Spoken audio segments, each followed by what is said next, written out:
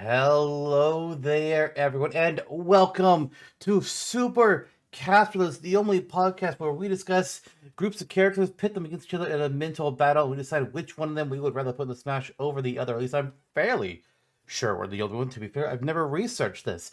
But I'm Zantok, otherwise known as Lister, and that is Jonno, otherwise known as Row your Jonno. He was doing a Row thing. I don't know what he's doing now. I had that joke. I thought of it when I last saw him rowing in the air, and now I don't know what he was doing. And now I'm gonna stop. Hi, I've rowed my boat home to you. Good. It's good to see you, my friend. Is it? Is it? Well, I've Yeah, got. Waluigi Cubone you rode in on. I was gonna mention the Waluigi keyboard actually. Yeah, Like I was Waluigi like, was on the show. It's a good homage to him. you keep saying that. This is several seasons ago. You've been saying that. Stop it. New jokes. But yeah, I have like my Waluigi hat. I've got my giant keyboard plush. And I was just like, keyboard is usually seen in the background. I'm just gonna put the Waluigi hat on him because why the fuck not? Excellent. Excellent. It's funny. And I'm sure we'll get a little more into this on The next episode of Angel Wada. Wada. Oh yeah, absolutely. Yeah, but I see Waluigi was in your home recently. If you say so. I don't know. Yeah. That's just a hat. Garfield was at my place of work. I did see those pictures and some form of video. Monstrous. Horrendous. My God. Jesus Christ. Including in work-related discussions, I was not myself. Garfield, whenever the hat was on, I was Garfield. Please don't get into the hellhole that is method acting. Oh, don't worry. I sure did. Don't become the next. What's his fucking name that's ruining every movie he gets cast in? I can't remember his name, but he sucks. Jared Leto. That's the guy. Yeah, I'm gonna be the next fucking Jared Leto. Jesus, if you're a Jared Leto fan, why? Go start a fucking poll. The shit he did during Suicide Squad should be enough to make people go like, no, you're not method acting. You're just being fucking creep, and you need to stop. Now he's in Tron. And okay. I didn't watch it. And apparently, granted, I had not checked since I last saw the post, and it could have been a joke. I don't know. Apparently, it did worse than Morbius, which God. Gonna morb all over the place. God. It's Morbin time. Nope. It's definitely not. We are not making a moveset or discussing Morbius. Yeah, we already have a Garfield moveset on the website, so. That's true. There is a Garfield moveset on the website. I had nothing to do with it. That was all you. Yes, it was all me, Garfield. Now, I'm not the focus of the episode today, but I just wanted to drop in and say hello. Thanks everyone for enjoying the Garfield moveset on the Super Smash Brothers, Cast Brothers, what is this again? Smashtopia, the Smashtopia wiki. Now I'm gonna go kick out of here like I kick Odie in my moveset. Bye everyone.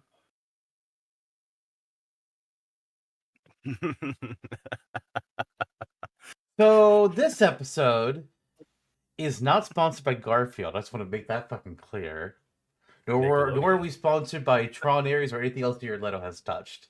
If we were, we would be not getting the money for this episode because they would be pissed. They would be pissed. Oh boy! No, this is our first Smash Dash episode of season 7. We've been doing this too long. Shit. Too long. Yeah, I don't know when we're going to stop, but we're going to do it longer. We're at least making it through season 8. Past that, season 10 is the next milestone. I only care about season 8 because of Tournament of Champions, to be fair. That's just me. Oh, right. Yeah, you can have the Tournament of Champions. Yes. I forget what I called it, but yeah, I have something written down about a name for it. We'll get there. Because all the winners of each Smash Bros. Episode throughout the season get put in the ending of the season, Tournament of Champions. Then once we get to the 8th winner of the Tournament of Champions, then we can do another bracket of those 8 winners, and we have the ultimate Tournament of Champions. How we're going to record that one, I really don't know. I have thoughts, but we're not going to be discussing those thoughts in the recording because that's a terrible production We'll idea. need a guest. Like you Is my don't only thought. do things like that. What'd you say? We'll need a guest. Is my only thought. Well, yeah, no That's all. shit. But actually, I have thoughts on that, and again, I'm not going to discuss them on recording because that's a terrible production idea. Waluigi and Garfield will be there.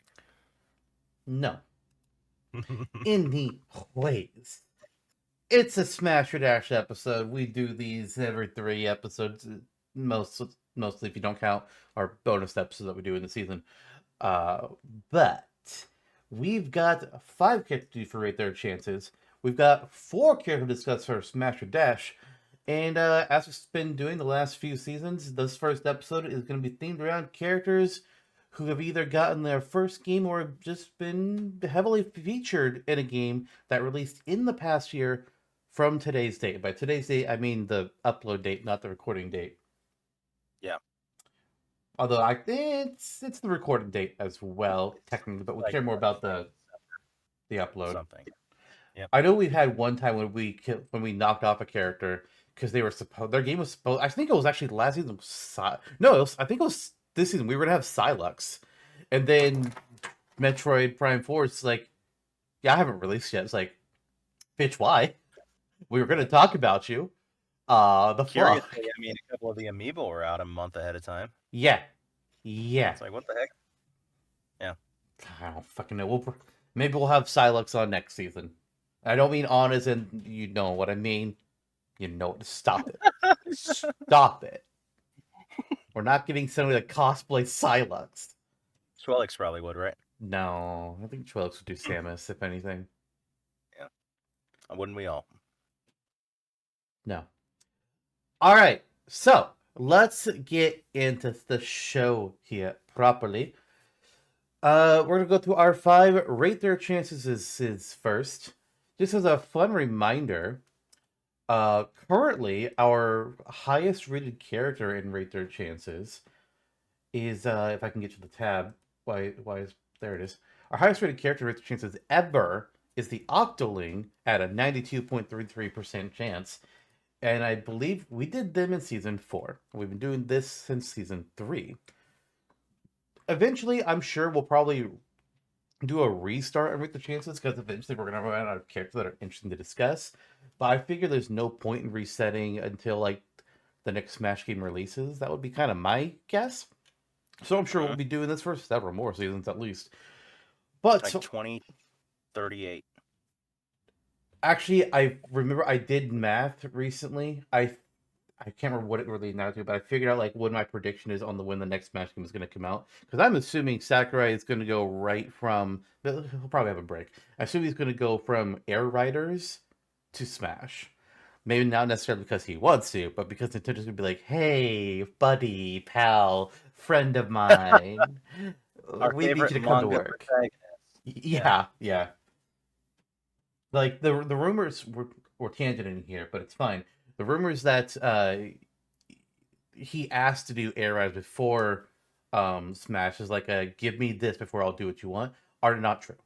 Like he has straight up said that HAL Laboratories asked, I think it was HAL Nintendo asked him to do Air Riders, not Smash. It was like, okay, cool. Why is this rumor still coming up? People fucking read and comprehend. I still hear about the heroes and villains theme for Ultimate. That's because, let's be fair. Let's be fucking fair. You bring it up more than half the time. No, I mean like on Reddit and whatnot. Why are you? Oh, the heroes and villains theme. And when was the last time you looked and you saw this? This year. Don't know when this year, but this year's almost over. Yeah, and all the same, you'd think it would have stopped. I mean, Smash has been out since 2017. We do need more villains, but you're not going to theme who the new character is going to be to fit a fucking box. Yeah. All right. Having a technical issue? No, I was just thinking about how it's already been 8 years since Ultimate came out. Yeah. It's been a while. It's the longest we've had since Smash releases. Although with the DLC, if you count that, then we haven't quite hit that point yet. I have to do the math check on that again, but I don't have it prepared. So we're not going to do it. Instead, let's get into Rate Their Chances. We have 5 characters here to discuss. All of them either debuted in a game in the past year or were heavily featured in a game that released in the past year. Our first one is one that I know pretty well, and you, I don't think, do. That is going to be Mio and Zoe from Split Oh, Fiction. The same makers of It Takes Two and something else. Oh, I think they made a way out. I think they made a way out. yeah. These two So characters do what? from Xenoblade. No. We'll Okay, that's get good. No, there no, when we get there. We already discussed Mio from Xenoblade and Rate Their Chances. We did that before. no. We did Okay. it last fucking season. And we gave her a Oh, 37.5% chance. there you go. Pretty respectable odds. Considering she has to compete with Noah, yeah. And Yeah. is technically no longer the newest Xenoblade game, yeah. Yeah. All right, but Mio and Zoe, Split Fiction, makers of It Takes Two, obviously not Nintendo, very third party.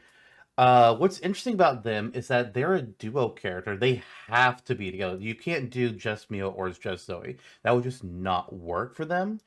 So that's going to affect their chances.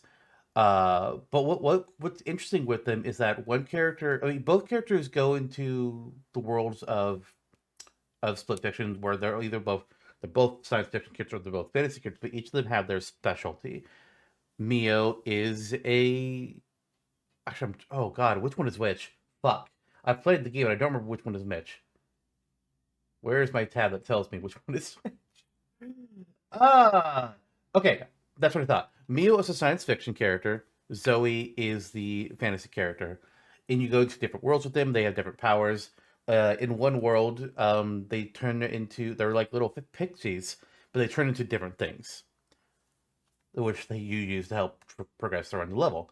So what you could do with the two of them as a move set is I would give like all this like have Mio pull from her science fiction powers, have Mio pull from her fantasy powers, and either they're both doing things at the same time, kind of ice climber style, but they're doing like different actions, so it's ice climbers but janky. Or you do like a like how we used to pitch how we pitched Rex and Pyro's moveset back in season one, where it'd be Rex in the lead, but then Pyro would be behind him, and they could kind of like swap positions if needed. So you'd have the two of them always running together, and you could swap between if you're playing as Mio or if you're playing as Zoe, and then whoever's in the back is just following around, I guess. Yeah. So it's a question of third party status, but big new game that people fucking love. But then you got to work around the two characters aspect. Yeah. Who published this game again?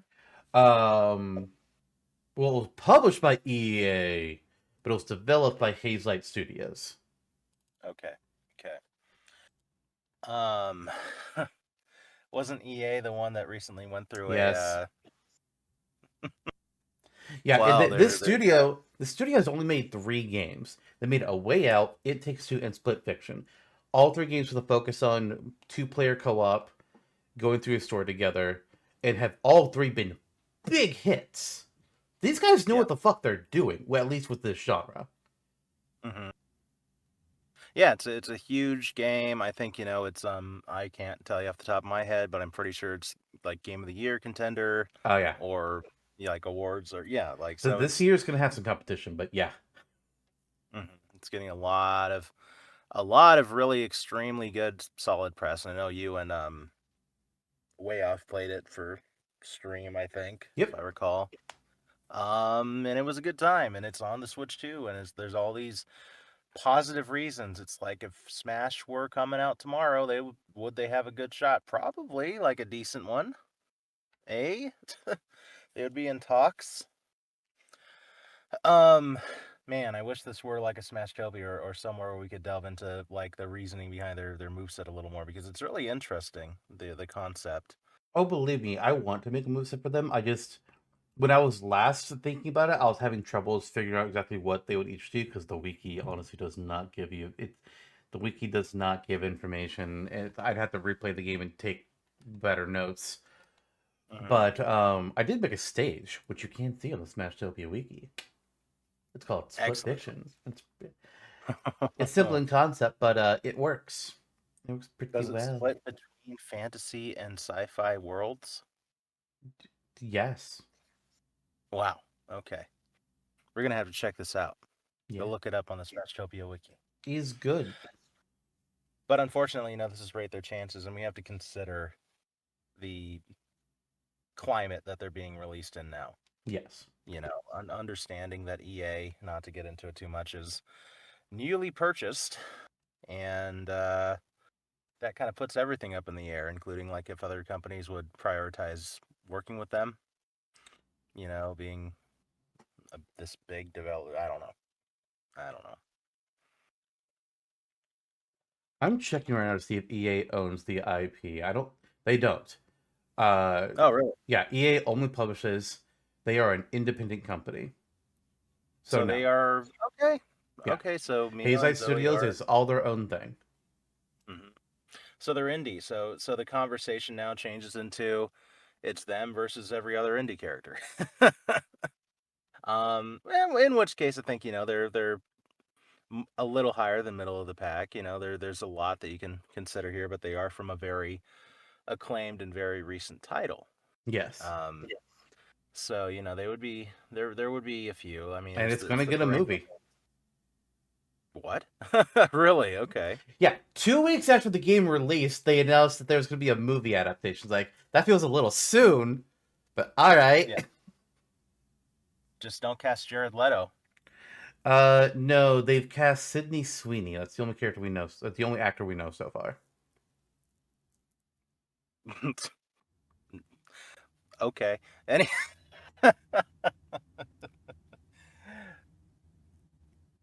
no need to get into that here. Anyway, there are I don't know, what are your thoughts on this?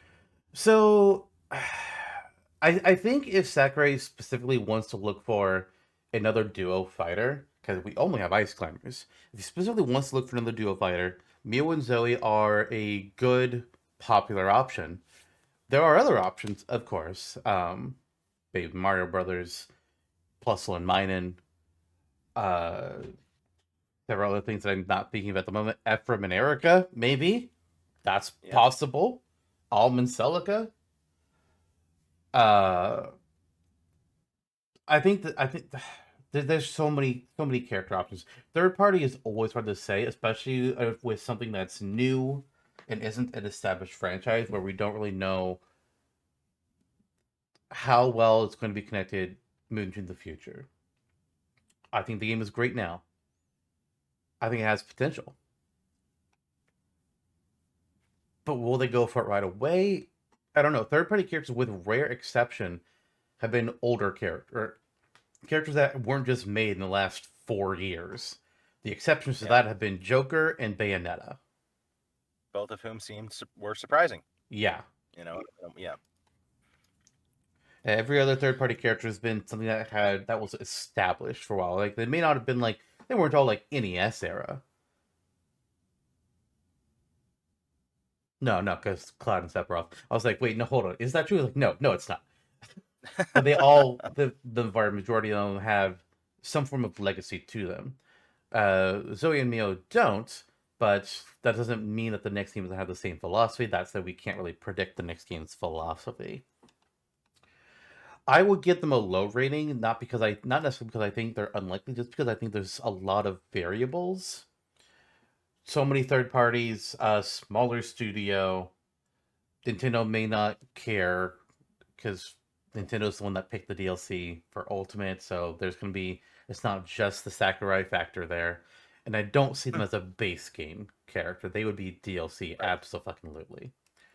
Right. And I would also pose that if you were to predict the philosophy, as boundless as that may be, I mean, all you have to go on is past data, which would imply the philosophy is going for more vintage characters. Yeah. Yeah. I would agree. I mean, I don't know how low to go. I feel like maybe somewhere in the tens feels right. I was gonna go lower. Okay, I'll just say 12%. I will go to 6. Okay, So I'll give us an 8% average. 8% for season 7. Oh, we're so close. Oh my god! At 8%, they're our most highest rated character this season so far, Jonno. It's wild how that works. Let's see if we can keep that going. I think we will improve the next character at least, or one of these next 4. Um, I would give all 4 of these next characters probably higher odds. But let's Really? bring Oh, it up. Our yeah. next character is going to be an actual Nintendo character. Their Yep. game technically isn't new, but they did get a remake, surprise remake, in the last year that none of us saw coming. Mhm. Elma of Xenoblade Chronicles X Definitive Edition. I would have seen it coming a few years ago, but for it to come like at the end of the Switch's life, I was like, what the heck? Yeah, I was we like, thought it okay. would have been like a lot closer to Xenoblade 2, and then 3 happened. It's like, okay, well, I guess X is dead. And Yeah. then So years sorry, went by, Elma. it's like, nothing. I'm pretty thrilled. I mean, I just don't have the capacity for it yet, but I want to go get that game. Yeah, I've got the Switch copy. I just haven't broken it out yet. Part of me because I was like I'm kind of tempted to stream, but also just like that's a huge game. Maybe I play Hmm. it on my own because I know Xenoblade 2 was gigantic. Xenoblade 3 was not nearly as big as 2. I feel like 2 was just Yeah. monstrous. Yeah. Largely because if all the Blade storylines. To be fair, that's why That and like all the giant apes, the fervent Igarantis, and whatever the one you put up on our wiki's called. Gonzalez, something Oh yeah, Gonzalez, Speedy Gonzalez, not Speedy. Irritable Gonzalez. Immovable Gonzalez, who is in Xenoblades 1, 2, and 3. That's right, Immovable Gonzalez, Nimble Momonga, all of those characters. No. The Momo manga is very different. Anyways, Elma. Technically not the main character of Xenoblade Chronicles X, but technically is, because, you have a nameless, blank, mindless avatar. Great. But Elma is the main character beyond that. She's the one that the story revolves around the most. Yeah. Uh, And by that trait, I would put her as the most likely character from the game, unless they decide to pull a switcheroo and do whoever the villain is. I'm not looking too deeply into the game because I don't want to get spoiled more than I already have. I know there's a Yeah. big secret about a character that feels like it's the same level as the big secrets of other Xenoblade games. Like, ah, shit. Fuck. It's Abraham Lincoln's in this game. In a mecha. Yes, it's a crossover with codename Steam. Yep. Yep. That'd be wild. Pretty surprising. Yeah. Right. No. But yeah, Elma's the main character. If I think Elma's only real problem is twofold. One, her game is technically now the newest Xenoblade game because the definitive edition released after Xenoblade 3. So the question is, well, is there a new Xenoblade game in development? Probably. Will the game release for the next Smash game?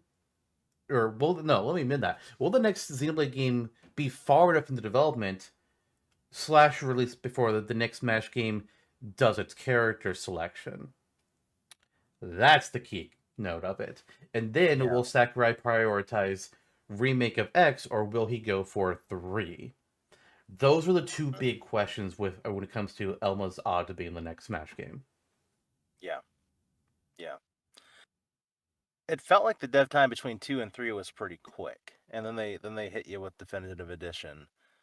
My inclination would be that we probably would have 4 close along enough to at least, if not released by the time the next Smash comes out. Let's see Would be here. my guess. Xenoblade 1 came out in 2010. And then we didn't get X until 2015, but also we almost didn't get Xenoblade Chronicles outside of Japan. So that's Hmm. the big reason between the time gap there. X to 2 was 2015 to 2017. 2 to 3 was 2017 to 2022. But in between that, we got the Torna DLC in 2018. We got the definitive edition of the first game in 2020, and along with its technical DLC, extra expansion that came with the definitive edition. And then we got 3's DLC in 2033, and then X's definitive edition in 2025. So they're definitely working on something. Uh, we won't see it for a few years, like probably not 2027 at the earliest, and that depends on how heavily connected to other things and how many assets they can reuse. But considering it's also for a new console, 2027, 2028, I think is a safe bet. Right. And then it becomes 3 versus X, and at that point, it also feels like an uphill battle for X, I feel, only because 3 is mainline. It gets more press. I would assume it has more sales by a notable number. So that's the next thing. Elma, to me, it feels like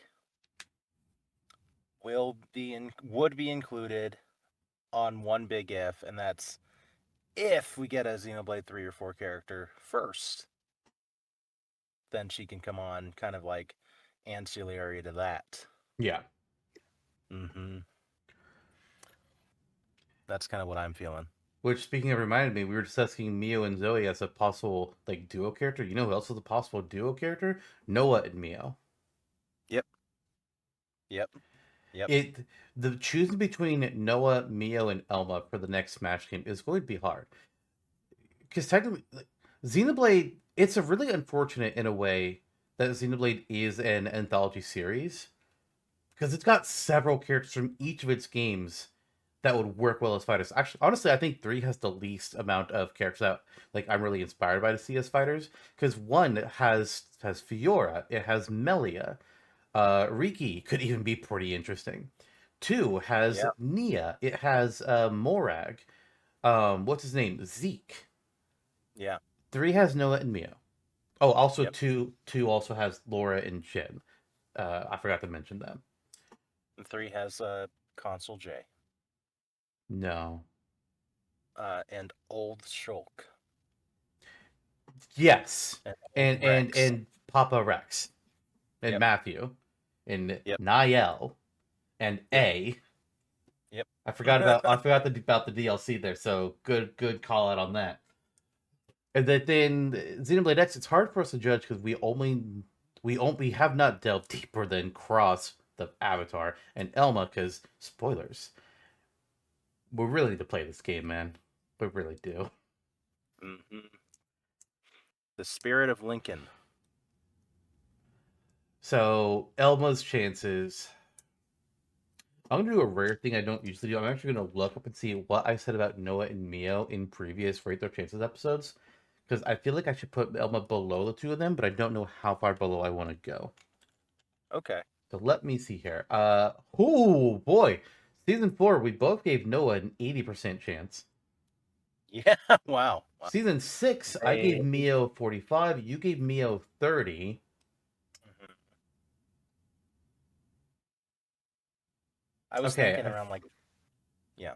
I think I know about where I'm going to slot in now, looking at those numbers. Okay, me too.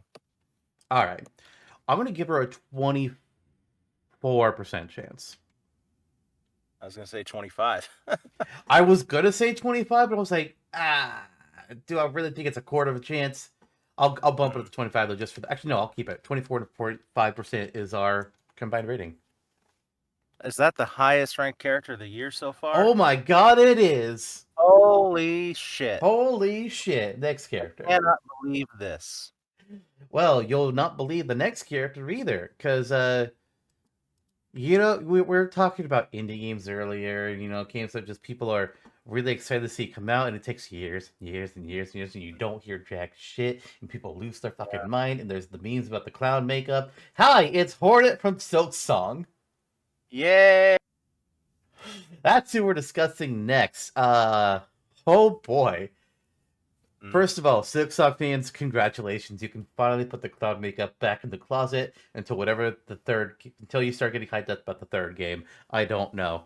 I, but seriously, holy shit, the game is out. Happy Yeah, for you. yeah. Thank you. That was a pretty intense like month lead up to the release. It's like, oh yeah, by the way, it's coming out on this date. You're like, what the hell? Yeah, it's just like years of suns. It's like, hey guys, they let me out of the factory to let you know that Silksong's releasing in 3 weeks. Like, what? I gotta I hand it to you. The unexpected reveal like of the fucking year for game news. It's like, what the heck is going on with this? To be fair, they only have like 2 or 3 employees at their company or something like that, or at least like I think that's the size of their developer team at most. It's like, Yeah, huh? yeah, and it's more of what you wanted from Hollow Knight. It's very good if you enjoy that kind of game. Except apparently it's And a lot harder for people. I don't know.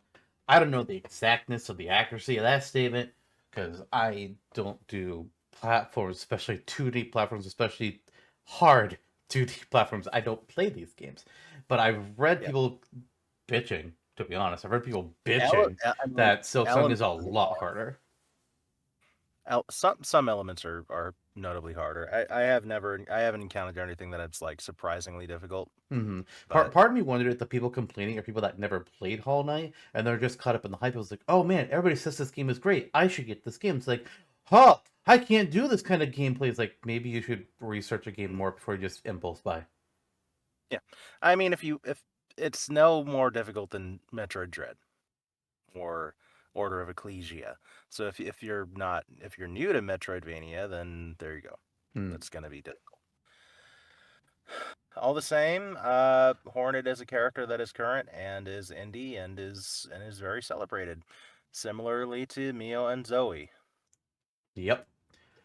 Yep. I think the odds of Hornet or the Knight, which can we get a better name for him, please? Because we've got a name for Hornet. Can we get a name for Yeah. the Knight? No? Okay, cool. Thanks. I'm not Yeah. upset about this. It just makes things complicated for me. Right. I think either one of them have a decent chance because whatever your stance is on indie characters, these are very popular games and characters that have a different gameplay system and could have a different kind of fighting style to Smash. I think they fit in well. Essentially, Mhm. they're Me too. fast. They would fit in well with their animations, their techniques. I don't think they'd be difficult at all to put in the Mhm. game. Agreed. Agreed. The question is Hornet or the Knight. Right. Right. It's a difficult question because Hornet has a lot going for her. She has more personality than the Knight. There's more of a you're going through Silk Song and it's she interacts more with the NPCs and other characters more than the Knight did. The Knight feels, it's and there's story-based reasons for it, but he's more reserved.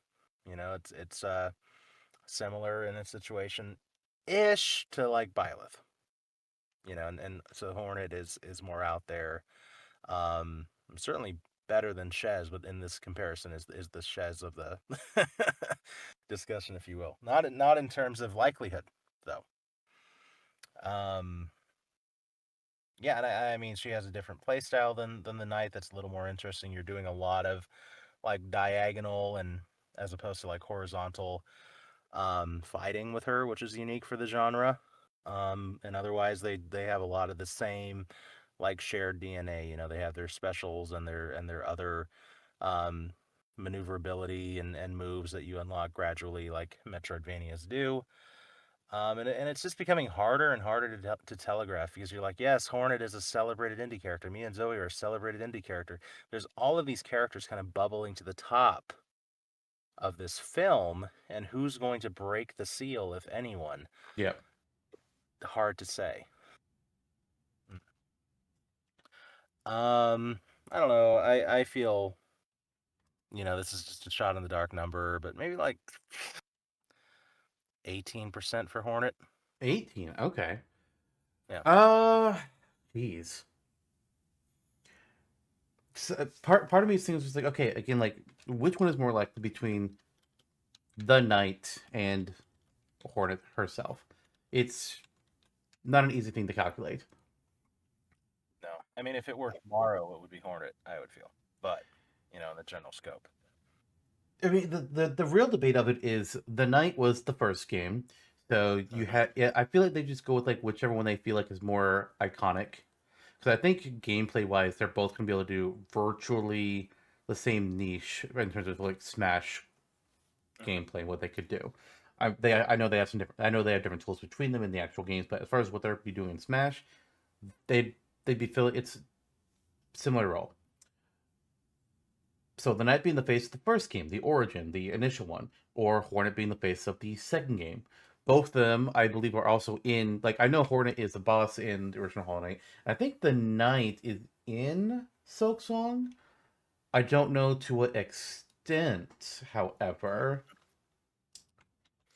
I'm not even sure if it's a sequel. I saw some people say that it was a prequel at first, but I don't know if that's true or not. Mm. But it was at one point going to be DLC for the main game, but then they were just like, we have too many things to add to this. Uh-oh. Yep. We're making a game! Ah. I'm trying to see what he is in Silksong at all. He definitely does appear. Yeah. But I can't tell how important his appearance is or anything beyond that. Um, it's just first game and second game on what they're going to do, because that's something else that I've discovered with third party characters that largely, especially when it's from an established franchise, it's either the first character, the most recent character, or whoever is the most popular in the face of the franchise. Yeah. That's how it tends to go. Yeah. Luminary as the hero, most recent for Dragon Quest. Cloud Strife, face of the fucking franchise. I can't think of what other third party franchises we've had that were long and have multiple characters With that we Heroes just picked the Ultimate first. Costume, you also get all three of those archetypes in one character. Yeah, yeah. Because no, that's technically not, because the first Dragon Quest character hero is not in. Uh, it's not one of those Oh, costumes. It's 3, 4, 8, and 11. yep. Which, to be fair, 3 is timeline wise the first and is the most iconic. Yep. Uh, Hornet's percentage chance of being in the game, though. I like your 18%. I think I'm going to go to 15, though. Okay. Which should be a 16.5% average. It's Hey, just is that hard to judge. the character with the most percentage for the season? Oh my Oh god, wait, no. It's the second. wow. Oh my. Oh my. Oh my. Alright, our next character. Their second game just released a few days ago. Yep. Yep. It's Minoru.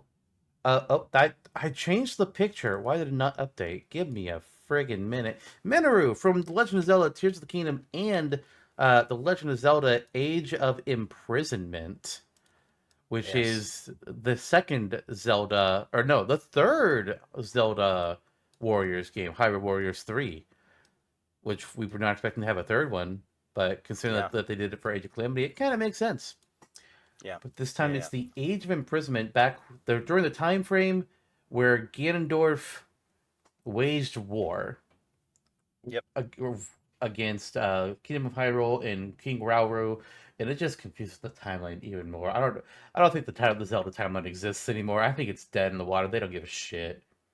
They don't give Nintendo don't give a shit about any timelines for any of their franchises. That's what I've learned in the past couple years between Age of Calamity, Age of Imprisonment, and Donkey Kong Bonanza. Oh, and Pikmin 4. They don't give a Yep. shit about timelines for anything. Yep. On the one hand, I respect it. On the other hand, I hate it so much. Yep. Yep. Yep. I know. I know, but here we are talking about the Sage of Goats all the same. Sage of Spirit, but okay. Oh yeah. Sage Age of of Spirit because Imprisonment, she by the can way. separate her spirit from her body, which is how she possesses the Pura Pad for thousands of years. Yep. and then gets transferred into a construct. And it's like, hi, Link, you don't need to get a new sage for me. I'm good. I'm still kicking. It's like, I. Sure. um, Age of Imprisonment, by the way, is canon. The story is canon. Well, yeah, so it's Confirmed. Age of Calamity, technically. Not in the same way. Not in Mm. the same way. I mean, Oh, in the so they, way so they that don't pull the bullshit? nope, they don't pull the bullshit. That's all. Good. That's all I know. That's all I Good. know. Because they were really marketing that game hard as the canonical story. It's like, well, I see you heard us for doesn't happen Yeah. all the time. Yeah. But Minoru is interesting because you could approach her in one of two ways. You can Mm-hmm. either have her fight as the construct from Tears of the Kingdom, or you can base her more off of how she is in Age of Imprisonment, which, to be fair, we don't have a lot of knowledge on because the game just came out Yeah. when we're doing this. But from what I've been able to find is that she fights alongside a construct, Mm-hmm. and she uses zonite devices. She'll do Yeah. like I know one of her attacks is apparently auto build. She just chucks a bunch of wheels. It's like Yep. that's funny. Yep. Kind of Yep. like that. That's amusing to me. Yeah. Like I, my personal thought is we would just get her not in the construct form. We would get actual Minoru, and then her construct would. I don't think it'd be following her around all the time, but it might like appear to do some attacks, kind of like how Zelda in the Phantom Knight appears for her down special. But then for Final Smash, it might be Construct Minoru. That's Yeah. my guess. Or she'll just do a giant fucking auto build of the torture chamber that Link uses on Koroks. Or some Links use on Koroks. Yeah. Yeah. Yeah. Yeah.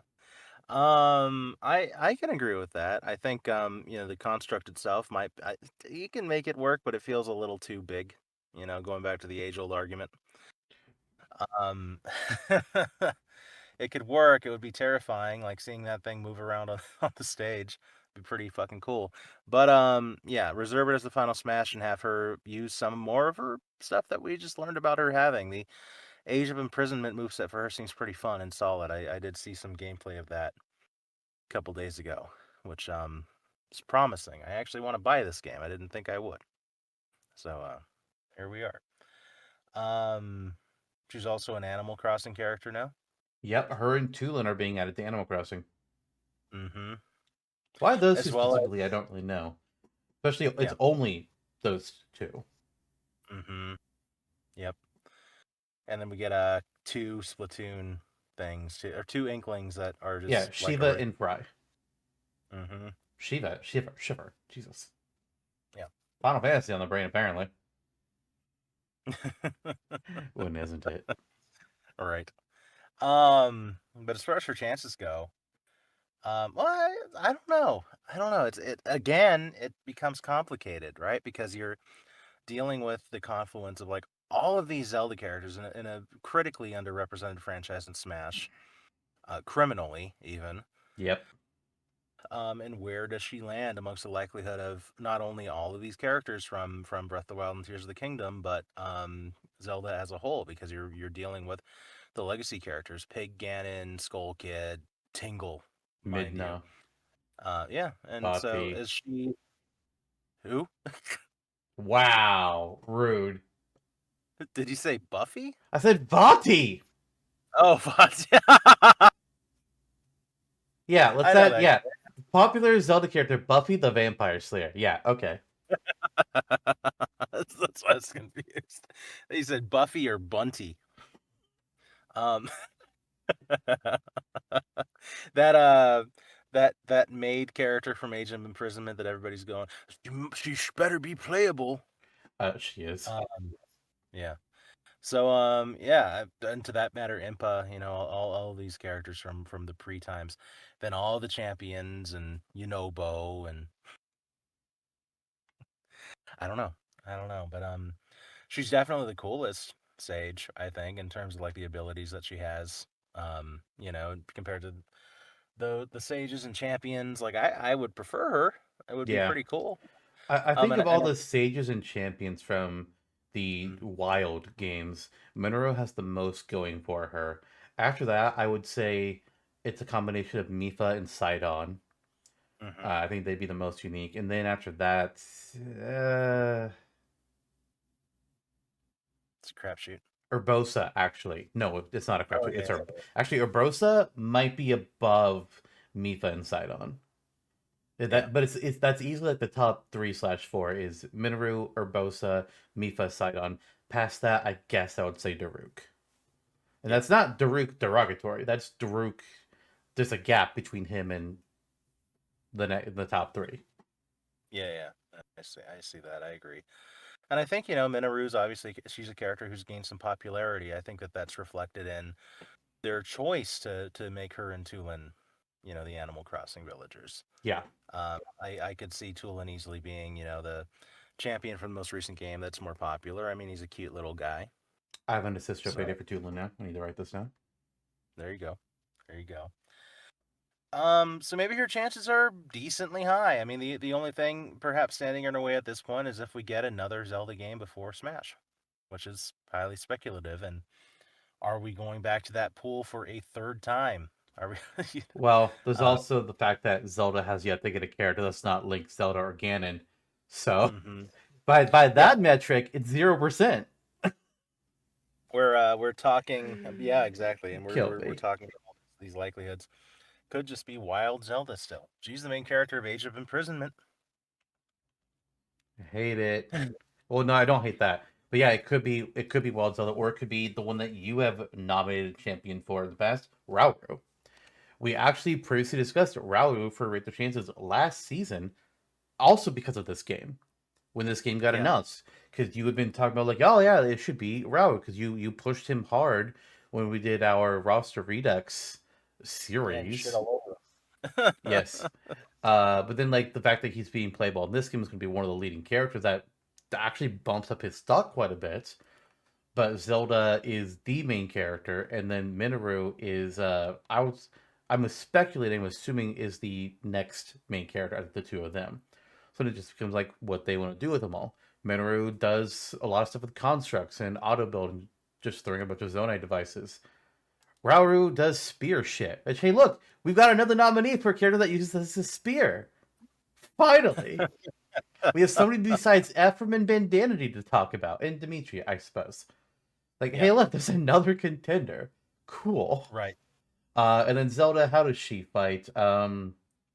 The power of light. Lao, yeah, light and like bow. Oh, she's got a sword, but like her abilities are like arrows of light. It looks like is her main deal. Arrows of light, and then the sword. And then there's the mysterious construct, which is totally just a construct that looks like Link and is inspired by Zelda's memories. Probably it's like, all right, so that's gonna be our new character. It's just gonna be construct Link. All right, Imagine. God fucking damn it, I hate it. Fucking pissed. That happens, I will be very displeased. Uh, Link, if you will. no. Yeah, if we get a out there character from that game, let it be the Korok Kalamo or whatever his name is. You mean Sun Wo Chan? Or fuck, I forgot how to say his name. Yeah, Sun Wong yes. Cho. That's what I fucked up the last two parts. Jesus Christ, I'm so awful. Yes, you are, but not for that reason. We forgive you. No, you don't. Yes, Don't do yes, that. him. Minoru has decent chances. I guess. You know, it's we're gonna keep revisiting this theme. It's hard to say. Yeah, it Uh, really is. I mean, it is hard to say, especially like this far out. The farther away we get without hearing anywhere in the next match, honestly, the harder it is because we're getting so many more games, so many more characters from these franchises to even consider. It's yeah, like, oh, geez, I don't know who it's gonna be. There's so many more options with each passing year. yeah. It's like, Ah, technically speaking, right now, while we hate to think about it, Aleer is up there for most likely new Fire Emblem characters, and we're just begging for the new Fire Emblem game to release quick enough, so that's no longer the case. yep. So I think it is right. Isn't it confirmed next year? Uh, All I remember is that game is a prequel and or sequel to Three Houses. Like, all right, so you failed with Engage, and Hell we're yeah. going back to the well. All right. Yep. Thank God. Thank goodness. Uh, it's like when they were. It's like when Fire Emblem was done. It's like, let's do one last game. We're gonna connect back to the original because that was when it was good. It's like, back to the well. Yep. We'll get baby Hubert and old Hubert in this game. No. Yeah. It is going to be releasing next year, 2026. Okay. Thank you. Thank you. I just Yes. found its Japanese name. What the fuck is this? So the English name for the What? Fire Emblem game, tangent here. The English name is Fire Emblem Fortune's Weave. The Japanese name is Fire Emblem 10,000 Purples, 1,000 Reds. What? What the hell? What? I'm sure that's something that may make more sense within the context of the original language. But Probably. what the hell? The Does that have like a fuck? mythos, there's a historical background to this name, or Uh, what? It is bizarre. I don't know, man. I'm guessing it has to do with flowers. Because you have a giant ass flower field with 10,000 purple flowers and 1,000 red flowers. That's my theory. Wow. What the I wonder. fuck? Maybe the flower garden will be the next Smash stage, Sure. and like teenage Sothis will be next Ooh. year. It's from a Chinese poem, actually. Oh, let's see. From the poem Spring Day by, I'm going to butcher this, Zhu Qi. Zhu Kai? Zhu Kai? ZHU space XI. That's the Okay, name. It is that phrase is used to describe the beauty of spring as well as a metaphor for prosperity and diversity. Okay. That makes more nice, sense. nice, nice. So, Should have long kept ass the title. title. Yeah. Fuck. 20%. Uh, Zelda Feels a little. franchise. Ooh. It feels a little high, but going lower feels a little low. That's the issue. Considering two most recent Zelda games, Mhm. uh, popular we assume would be very unique with the construct. Either way you want to do it. Um, you said 22? 20. 20. Okay. I'll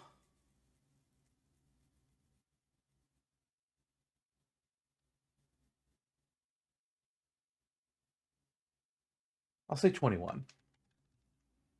21. So 20.5% chance. There we go. Yes. We got one last character to discuss. It's good that we've actually discussed a few times on the show, but not as a rate their chances ever. I'm double checking. Okay, good. No, never have. Don't want to do that for a fourth time. It's a character that is once was not, but now perhaps is a character for good boys and girls. My Shiranui Shiranui, I will never know how to pronounce that, from Fatal Fury. Yep. She's got a new game now. She has more Yep. clothes, which is weird to say. Yep. Does that mean she's Yep. eligible? Considering she was Perhaps. removed from she was not allowed to be on the stage in Special Ultimate because her outfit was not appropriate for children, but now she's got mostly covered clothing. God, Jesus Christ, ESRB. Mostly covered clothing. Still some of the same highlights. One would say. But if it gets past the just erroneous, ridiculous ESRB rating, then sure, that's great. And as with Pyra and Mithra, you can always censor it a little more if you include her in Smash, It's true. which is silly. I But still whatever. find it funny that Mithra specifically got a new accessory in Xenoblade 2 that you could equip that would make her look that covered her up more, and that's the outfit that Smash used. So it's like, Yep. okay, did they know? Like, did they know that she was being Right. added, so they just added to the game? Right. I need to check the timeline Maybe. on that. Maybe. But Mai has everything else going for her. We talked about these other indie characters who are newer. They're from independent studios. They're not usually who we go to the well that you mentioned for third-party characters. Mai, besides the good boy and girl clause, strikes all of those other boxes. She is a legacy character from a legacy fighting game series. We have Terry in already representing Fatal Fury. You can cheese it and say, "Oh, this is a King of Fighters character," or just whatever if you want it to be technical. She just had another game release. This is from a series that still is ongoing. That is very popular in South America, and in Japan it has a legacy. Like it's got legs. It's Yeah, having DLC come out right now. Like she is, it's her and Chun Li. They are the first ladies of fighting games, yeah, absolutely. and it's her and Terry and Ryu and Ken and Chun Li that are kind of at that top bubble. And You know, and unlike Chun Li, who had the competition of Ken, I don't think Terry has an easy. To my awareness, I don't think Terry has like an easy echo type thing that could that they could use to put above my maybe Rock. I don't know if Rock fights like Terry or it could be Andy Bogard. I don't know. He might fight a lot like Terry as well. I don't really know. Um. yeah, there are other characters who like adopt that martial art that Terry, but Oh, when it comes to okay, yeah, not Andy. It says has a unique fire style that sets him apart from his brother Terry. Okay, interesting, it ain't gonna be interesting. Andy. Yeah, when I see DLC for King of Fighters Fatal Fury, it's almost always Terry, Mayan, Geese. Yeah, Mm-hmm. and I mean Street Fighter is usually Ryu, Chun Li, Ken, and Bison if we're getting a fourth. Right, right. So it's interesting. It's that good boy and girl clause. How prevalent is it now when you can just slap her in another outfit? I mean, honestly, I think she has a clear path now because they just put her in this outfit, and Mm-hmm. then the one of her alts will be red colored to inspired by the original, and there you Yeah, go, done deal. The yeah, only thing yeah. then is, are we going to go back to Fatal Fury immediately? We did it for Street Fighter, but that we were also doing the Echoes right away. We got Ken instead of Chun Li. Will we get Mai over some other franchise being represented? Right, The right, only franchise that we've gotten multiple non Echoes from was Final Fantasy. right, And I feel like both Cloud and Sephiroth kind of break the rules. And I don't know how I feel about it. right. Indeed, indeed. Um, it's hard again, like ad nauseum. It's hard to say because it's not only that they're the recency that you're mentioning, but we're you could really pull deep from the fighting game well and not have it run dry. Like you can, and I think it's an underrated amongst the fan base of Smash, um, including these characters. Like we don't talk about the Kazuyas and Kens and Terrys that often, but all three of them were included as new characters in Ultimate. So there's the precedent there. Smash is, it's a platform fighter. It's very different, but fighting games of that ilk are still part of the natural path to why Smash is around now. So there's a reverence there that I think Sakurai acknowledges with the inclusion of traditional fighting game characters. I think we are bound to get another one. That would be my prediction at this point. We are bound to get another newcomer that is from a traditional fighting game in the next Smash. Who will it be? Trying to That think would be what my other big traditional fighting game is mm-hmm. left that special. The only one that comes to mind is Virtua Fighter. Power Stone isn't big. A lot of the other Capcom fighters, Red Earth, Yeah, aren't big. And then potentially. the only other franchise I can think of I would not call traditional, and that's Soul Calibur. Mm-hmm. Mm-hmm. So they could just as well. I mean, when you're looking at Well, the there's also Art of yeah, Fighting, which is also the same people mm-hmm. that made Fatal Fury. Yeah, and there's Samurai Showdown, and a lot of this is Same SNK. people, yeah. Yeah, that might be your prime competition. I could see Sakurai or Nintendo saying we want to throw you a bone. Sakurai's reasoning maybe we want to do something a little more unique. Nintendo's might be it's for the boys and girls, and then you might get Nakaruru instead of Mai. Imagine we get Mai and Chun Li in base roster. That would be nuts. That'd be crazy. Yep, yep, yep. And they of course have this intense rivalry, including like in game and in their games, loose cannon. That'd be neat. But I do think if we're removing that clause and there's nothing for against her, there's not. I mean, there's a whole lot for her still. Yeah. It's just that overarching idea of just the years keep going by and it becomes harder to telegraph these things. But if we're just considering what's for her now, I think she has a better shot than anyone else we've talked about. Probably.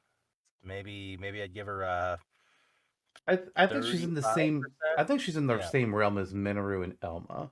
I will put her in that same like something in the 20s range. Okay. I think I'll lean into the 30s, maybe a little lower. I'll do like 32. 32. Okay. I'll do. Let's see here. I gave Elma 24. I gave Minoru 21.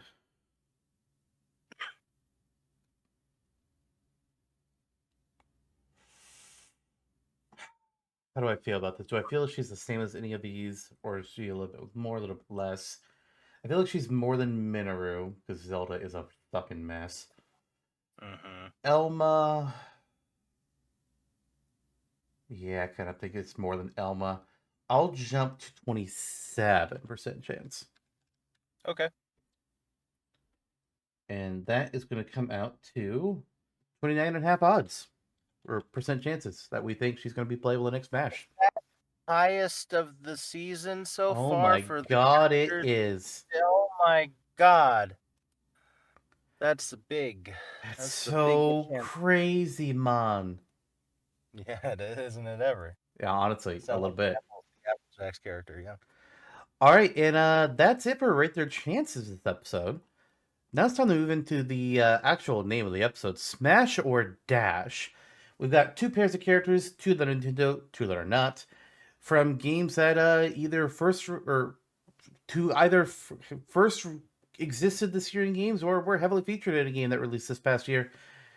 We got some Mm-hmm. interesting matchups. I feel like this could be interesting. We've got Pauline representing Donkey Kong Bonanza, even though the picture I used of her is from Super Mario Odyssey. Shut the fuck up. Versus Bandana Dee, who has both the remake of Kirby Star Allies plus StarCraft Worlds, and also, it's not out yet, but coming up, Kirby Air Riders.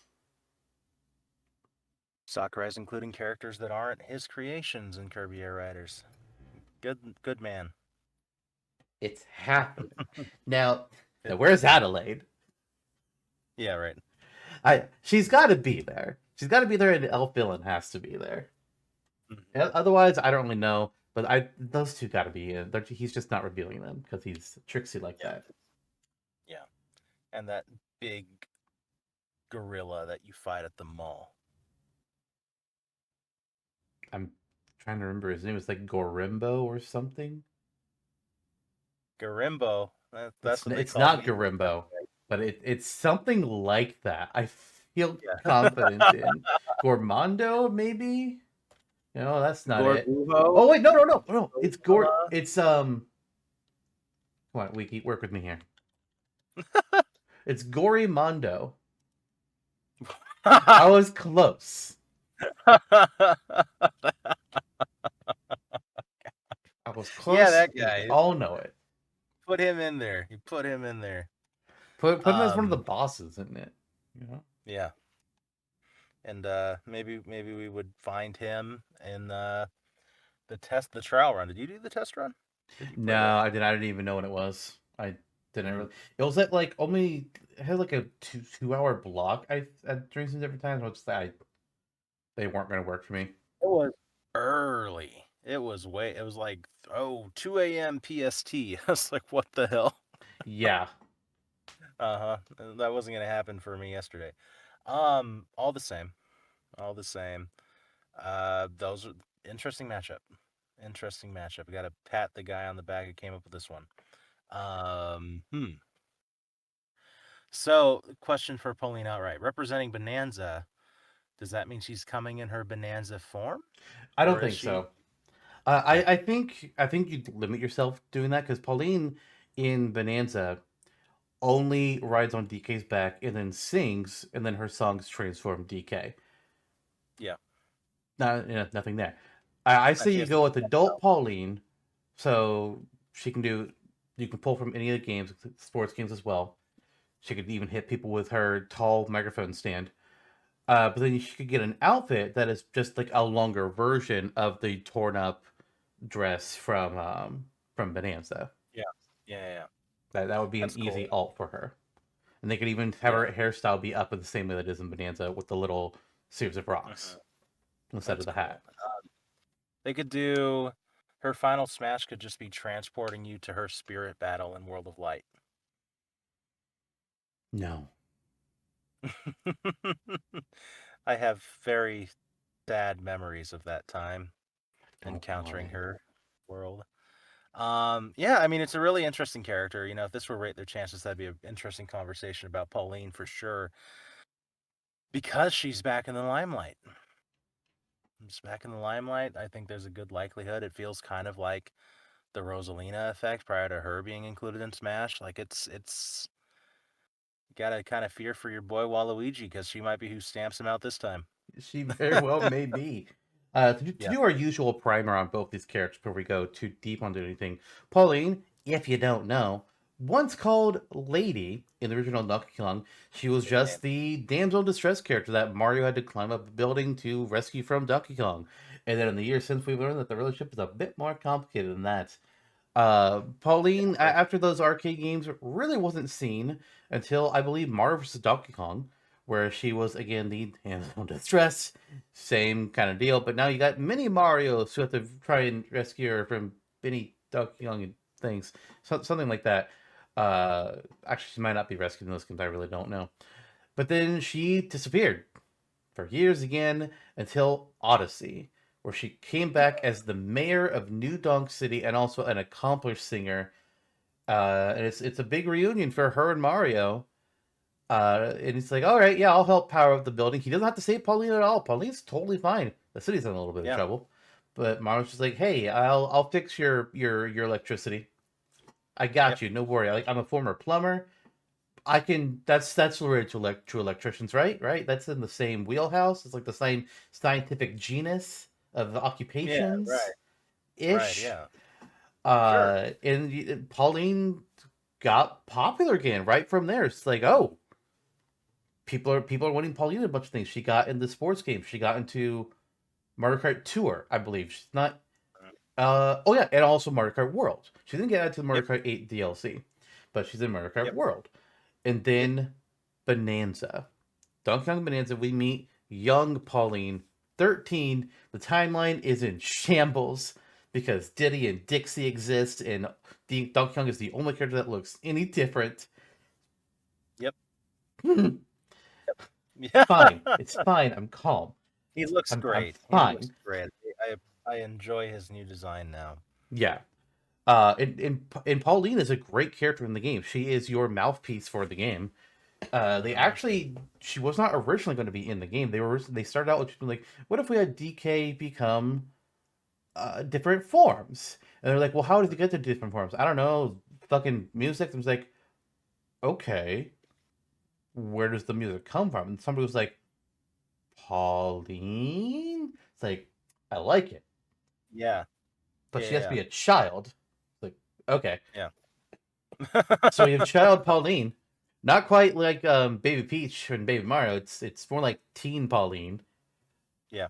Put her in Mario Kart 2. Why the fuck not?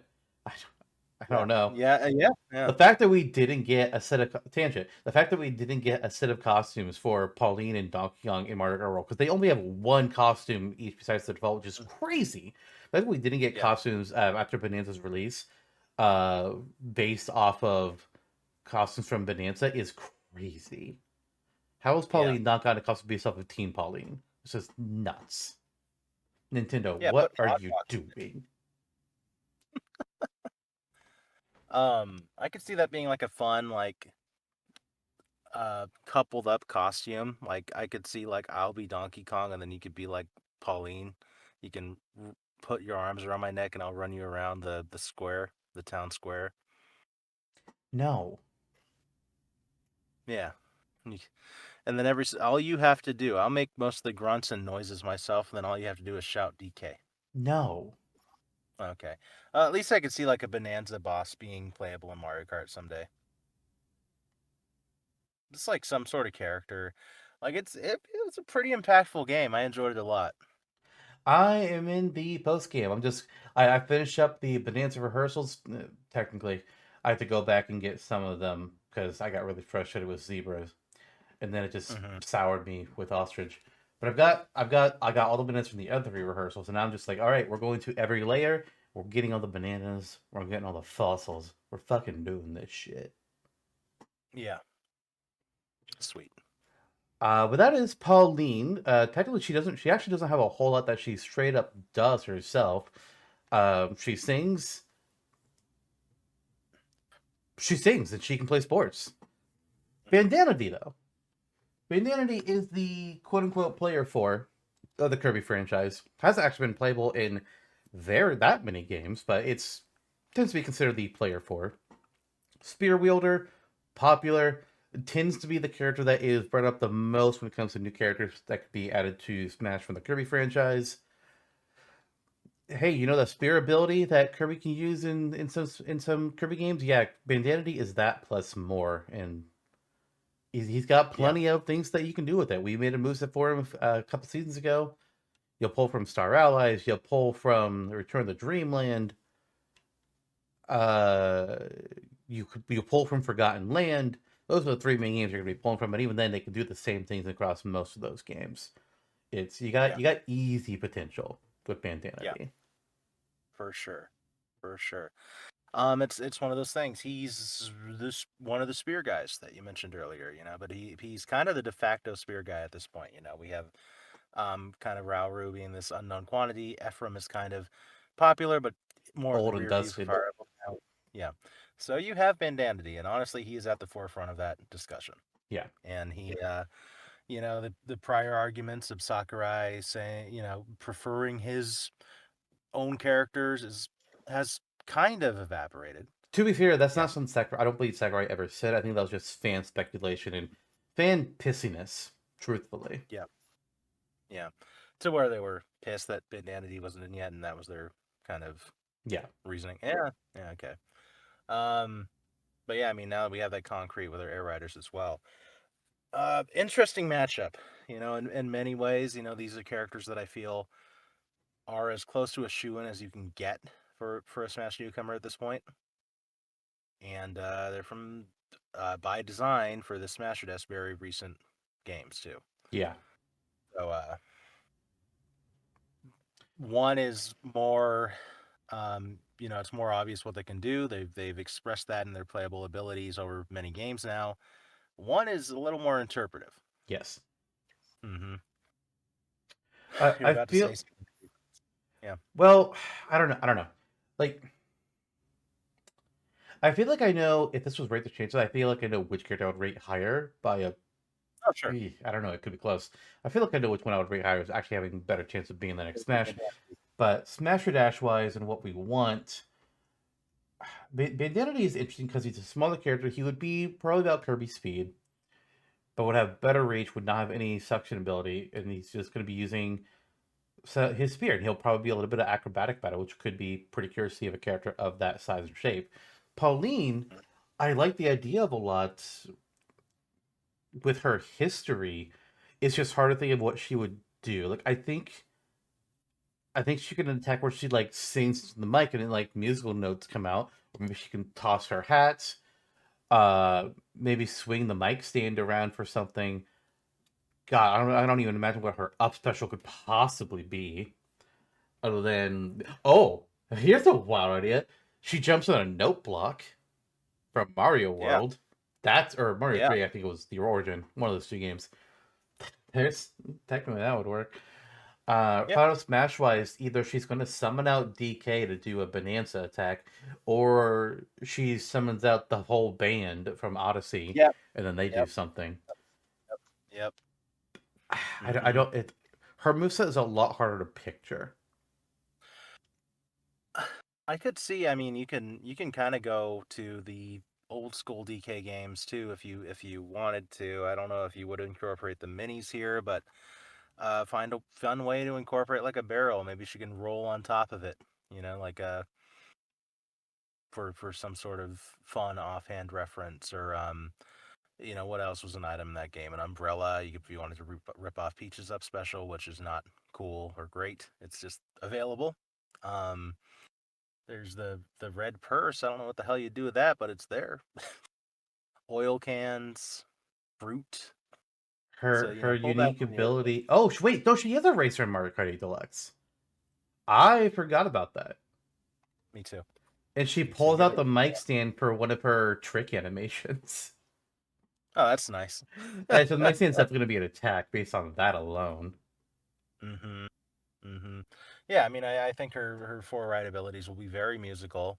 Having her shout or sing into the mic is going to be present in more than one special or final smash oriented move. Maybe her standard is her shouting into the mic like she can shout in Bonanza, and how she summons out those words that she shouts into the mic, and you can destroy blocks, Yeah. from far away, from far off distances. Could be like a nerfed version of that for a standard. Something, something. Um, she can throw her hat like Cappy. I don't know. Yeah, that's kind of what pictures like a lot of people want Mario to throw his hat as a replacement for the down special over Flood. It's like, okay, but it'll be or no, over cape, I think it might be. It's like, okay, but it'll have the exact same properties. They're not gonna have you use the cap to possess a character. You people are fucking crazy. That I've seen people suggest that. It's like no. Yeah, yeah, Now, yeah. if you Right. could have the cap stay there and then you could have Mario run at it and jump off it like you can in Odyssey, that could be some interesting new tech for Mario. Mm-hmm. But That that's would be. all the hat would be. People need to fucking chill. Oh, you know what would Uh, be cursed is if Pauline could use all of DK's transformations. that's no, nope, nope, nope, nope, nope, Ostrich nope, Pauline, Zebra nope. Pauline. There She you could go. have ostrich. Ooh, actually, I know what her up special could be. Uplift Oh, ore. there you go. There you She go. picks up the uplift ore from the ground and it just carries her upwards. That's the best Yeah, I can come up with. That or like ostrich DK appears and flies her up, which feels weird. I don't like it. it does feel weird only because I would imagine DK will get his redesign in Smash. I feel like that's a surefire thing. I So think he'll having get a reason, but I don't think his moveset will change that much. I think yeah, his final smash will change, and that's about all I really expect. yeah. What will it be? I guess his final smash will be some form of bonanza. Actually, his side smash, the headbutt, or not side smash, his side special could change the headbutt too. Maybe he picks up a chunk of terrain and he can toss it. I can see them doing that. But yeah, That'd be I think his that'd be final smash will be Kong Bonanza specifically. But I think it'll just be like a simple. I think basically what it is now, where he just does a bunch of punches in place, but it'll be Kong Bonanza now. yeah, yeah. I don't think I it'll could see change much. that. See that. But then on the Bandana Dee side, again, it's a lot more easy to picture. Hmm. Um, Up special clearly is like a spear helicopter. Standard special is like chargeable, multiple stabs. I mean, we did the moveset. Yeah, we did We the did, moveset. and it's pretty clear. I don't remember what we decided on the final smash being, I'm but working on it's it. all there to peruse. For Bandanity, we did the spear throw for his standard, uh, a vaulting move for side special, Waddle Copter for the up, Waddle Beam for down, where it's just his spear turns into a beam rod. Hmm. And the final smash is Super Oh, Megaton Punch Ultra. oh, oh! I should have known. That's cool. I yeah, honestly don't remember who came up with that. I yeah. think it was Me either. you. I think you must have been the waddle do thing. That seems I like a don't you. think I was. I Really? think I Okay. played it straight. I think that was you. Waddle Vault was definitely me. Yeah. Yeah. Yeah. Yeah. The extra Honestly, that's scale fun. was definitely me. But Yeah. That's fun. That's more fun than I remembered it being. And yeah, it's funny. Back then, we kind of approached it like this character is one that we're not excited by, but can respect and want to see. And now I'm kind of getting. I'm not on the hype train per se for Bandanity, but I am like firmly in the respect camp. I'm like, okay, fine. If this character's in, I'm not offended in any way. yeah, I mainly just He- want a new Kirby character besides Kirby, Meta, and Kira. Like I mainly want a new Zelda character besides Link, Zelda, and Ganondorf, and Sheik. Right. Still, like, inherently, just that it's a common enemy with a do-rag on makes me a little less excited. But he's established himself at this point. It's been quite some time. We've kind of reserved to the idea. It's like, okay, this is a respectable, unique character. Yeah, I'm more upset with the fact that we have both Bandana Dee and Waddle Dee playable in Kirby Racers or Kirby Arrows. Like, why? Why? That seems a little silly. Okay, I guess it was just Yep. easy to make the model, just remove Bandana, and then you're good. But Mm, why? mm. Yep. Yep.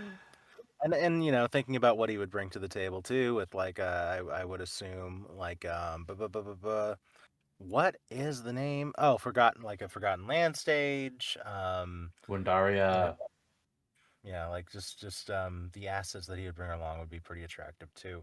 And just having a spear-based character for Smash, I think at this point, this far along, it's becoming one of those things that feels odd to not have. honestly, and Violet don't count.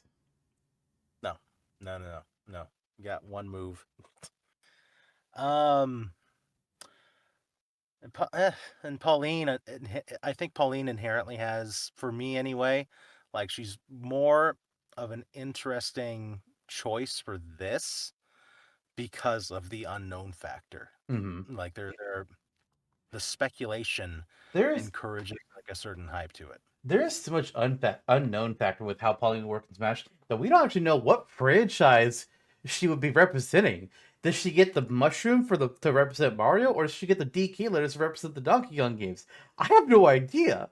You could Yeah, easily go either way. Personally, like I currently lean towards me calling her a Donkey Kong character, but I know in the past I've listed her under the Mario banner. It's like right, I don't right. know. What is What is she she? listed on? Does her spirit have a symbol or symbol? I think she might be Mushroom in her for her ultimate spirit, but that was also pre Bonanza. And Bonanza, Yeah. I feel like solidified her back in the Donkey Kong specific banner.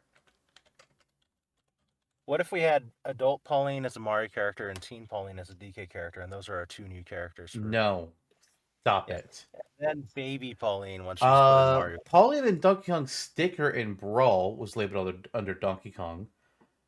Okay. Pauline's trophy in Smash 4, don't know where. Looks like it might have been categorized under Donkey Kong. I can't really tell for sure based on this wiki. And then Ultimate, her spirits is the Donkey Kong and Lady spirit is Donkey Kong series. The Pauline spirit is Super Mario. Ah! Ah! So, Who are you? Fuck. sorry, did that for the still. Anyway, yeah, right. God. So not even Sakurai or Nintendo know what to do. Nope. Nope. She'll be the first character with a slash symbol, half mushroom, half Kong. Sure. Yep. And her theme will be motifs of the Donkey Kong and Mario theme songs, just like Mario versus Donkey Kong's theme song is. It'll be Jump Up Superstar. Oh yeah, I'll be your one-up girl. Honestly, like most characters seem to just get the generic music of their franchise for their victory screen music. I think Pauline actually could get unique music. Also, her Smash 4 trophy is under Donkey Kong, not Mario. So only Oh, interesting. her only the uh Odyssey version of her sticker or spirit in Ultimate is considered Mario. Every other piece of content for her is considered Donkey Kong. So I think she's a Donkey Okay, Kong rep for Smash. there you go. You heard it here first, folks. You did hear it here It's gonna first. happen. Yep. But all of this interesting research and has still not gotten me any closer to my decision on who to choose here. How about Yeah, you? I mean, I like one. I like more for the legacy and what they could, what the potential for them. The other I like more because we actually know what we could do with them, and I like what you could do with him. And also, Mm-mm. new Kirby character, please. Super Megaton Punch is a hell of a Final Smash. It's a cool callback. Yes, like I mean, is Bandana Dee the Kirby character that I most want in Smash? No, he's not. I No, want he's not straight Marks. up. I think Adelaide would be a lot of fun. I think Susie would be a lot of fun. Mm-hmm. Bandana Dee Who's is definitely up there because of his uniqueness and what he could bring to Smash, but he's not my number one. Yeah. But at this point, I would not be upset if he was in. Like, I would prefer a different character, but I'd be like, cool, we got a new Kirby character and they fight unique. I like it. Awesome. Yeah. Yeah. It's like, did I like Corrin being added to Smash 4? No. But do I like how Corrin plays? Absolutely. Corrin's fun. Yep. And Pauline is kind of in the same boat in terms of like a hierarchy in my mind of Mario characters or DK characters. It's like I would rather have Waluigi or Paper Mario be playable at this point. In fact, it would be almost I would almost be actively stumping against Pauline just to get one of those other two characters in. Yeah. We You know, so discussed possibly making a moveset for her this year, but then we passed on it. Maybe next yeah, season we'll look at it more. yeah, Maybe we'll get more Paulines in the next year. We'll see. yeah. But in all reality, it feels like there's a likelihood for both of these characters that is higher, much higher and more respectable than other characters. Yeah. Like they're elevated. They're the upper echelon, and if either of them make it in, which seems to be likely to a degree, I wouldn't be mad. So, hooray! God, okay, for because we have to in Because this we have to. moment make a decision. That's the tagline. Sometimes you just got to push for it. Just got to rally. So this is not hard. This is not easy. Rather, No. this is definitely a 49-51. And this may surprise you, but I'm going to actually vote for Bandana Dee. Interesting. I'm actually not surprised. No? No, I'm not. I had a feeling where this was going to go for like the past 10, 15 minutes. Yeah. Well, I didn't. In my mind, I was Pauline for quite some time. Yeah. Maybe I just know you better than you know yourself. That's what you used. That's what you always say. Indeed. So you're going with Bandana Dee. I have to make a decision. Either I agree with you or we put it to our first tie since what, the first episode of last season? Yeah, something like that. I think so.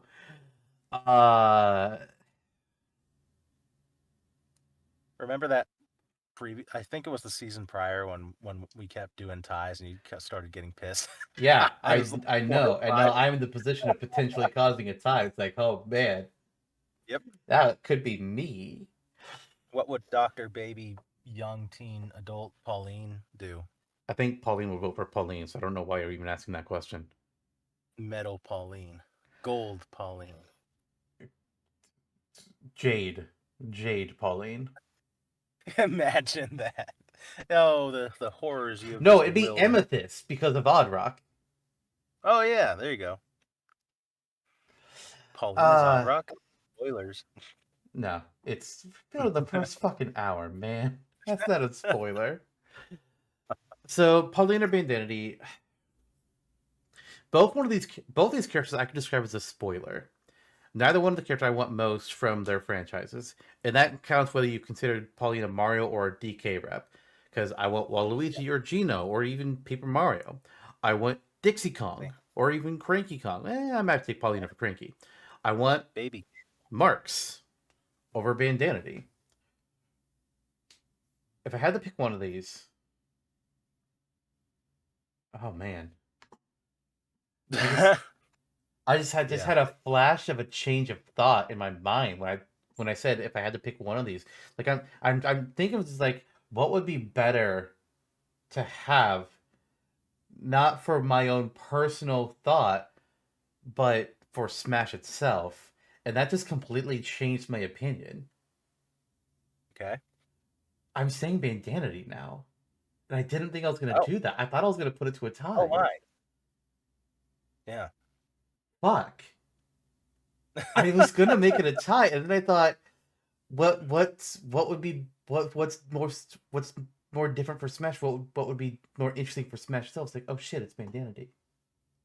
Yeah. Oh my god. I thought I was going to say Pauline. I'm sorry. Yeah, you should be. You made Pauline cry. Oh, she became Odd Rock again. Shit. Very cursed. Yeah. Bandana Dee's the winner. Void Company sends their thanks. This is not this. I'm gonna move on because I don't have thoughts now. I did not think I was gonna do that. Just literally in the moment, it's like, oh shit, I'm changing my vote. No. Yeah. I kind of thought of it that way too. Like, and I tend to for these things. Like, who would be one I can, like who would be more for Smash in the now? Like, what Yeah. what would make more sense? I think if we Mhm. had a better idea of what Pauline would actually do, it might change our thoughts on this. But it's a big unknown. Besides like attack with microphone, possibly sing, throw a hat, Yeah. mini Mario or something. Hmm. We don't have a solid concept for her at this time, whereas Bandanity is very easily realizable. We know exactly, even if we hadn't made a moveset for Bandanity, we know exactly how Bandanity would fight. Yeah. Yeah. And Kirby needs no characters. Let's be honest. Yeah. Yeah. That's the real kicker at this point. But with that, we've got one more match to go through. Two characters that are not Nintendo characters at all, and I'm hoping that I can speak to one. I'm hoping you can speak to the other. But first of all, from the latest game in a long-running franchise, we've got Yasuke from Assassin's Yeah. Creed Shadows. We sure do. Not an assassin in the typical way that Assassin's Creed has them, but a samurai. And there's also a playable ninja whose name I don't remember. But I believe Yasuke is the actual main character, and the ninja Mhm. is just like the secondary.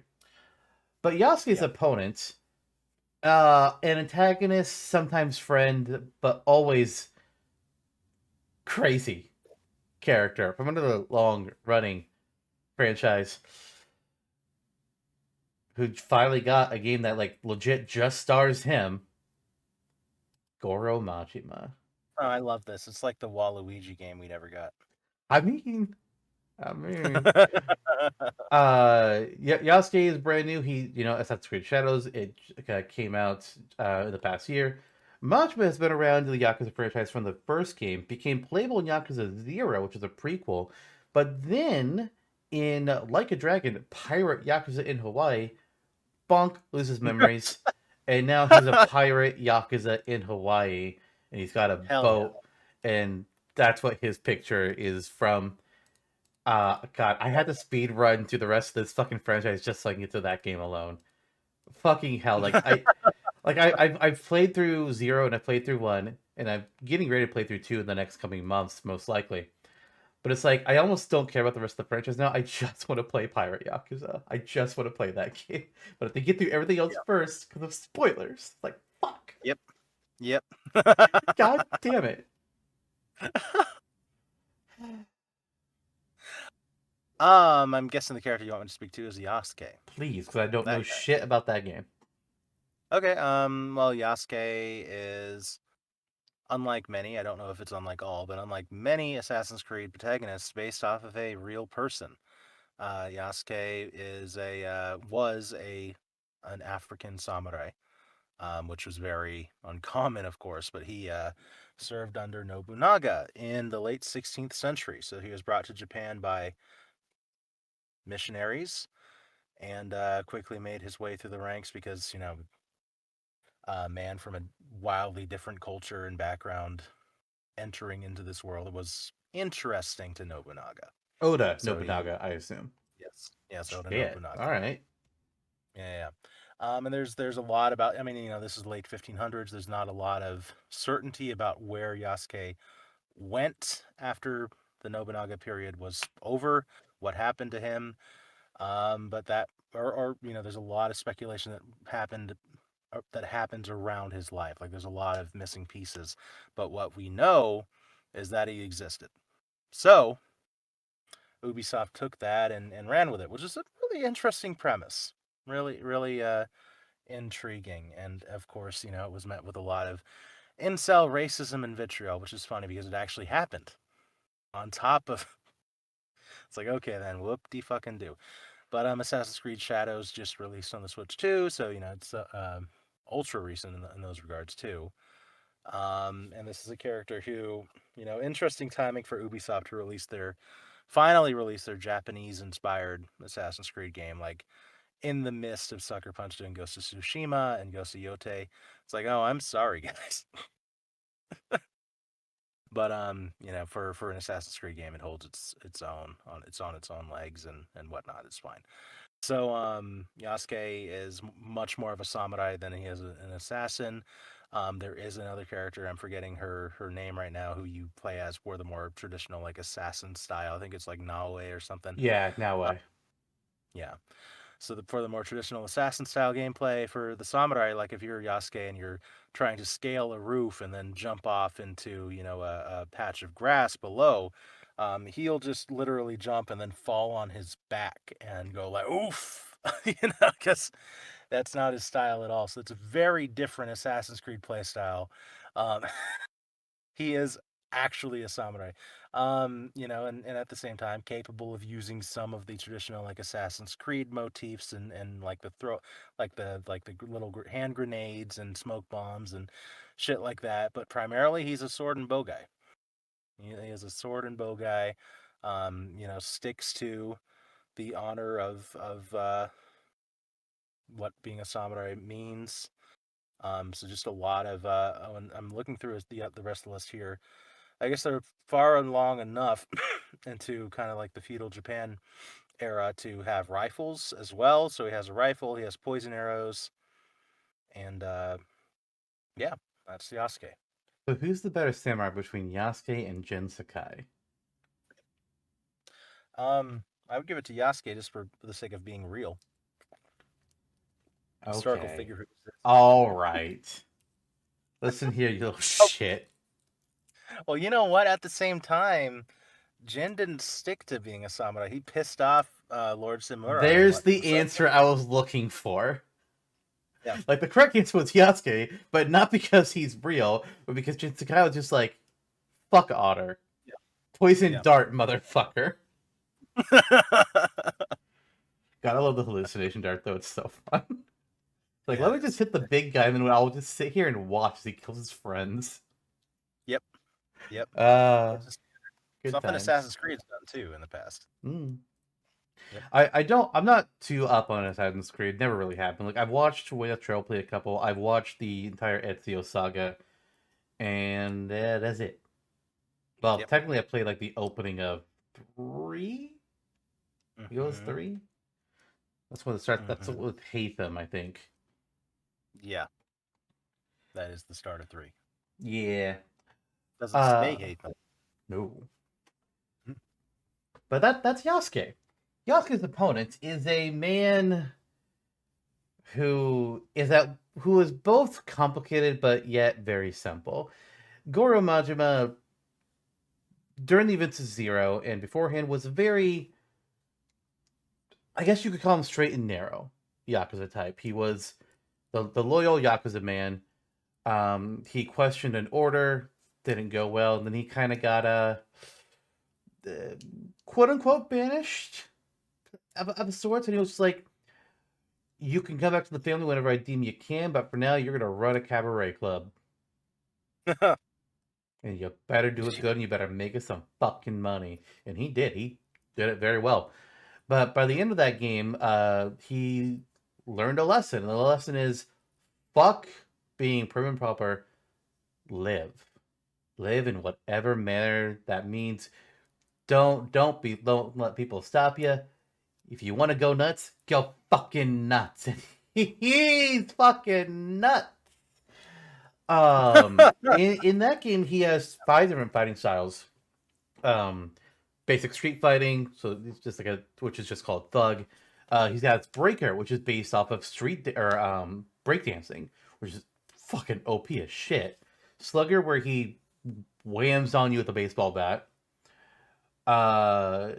I guess it is 4, not 5. For some reason, I thought it was 5.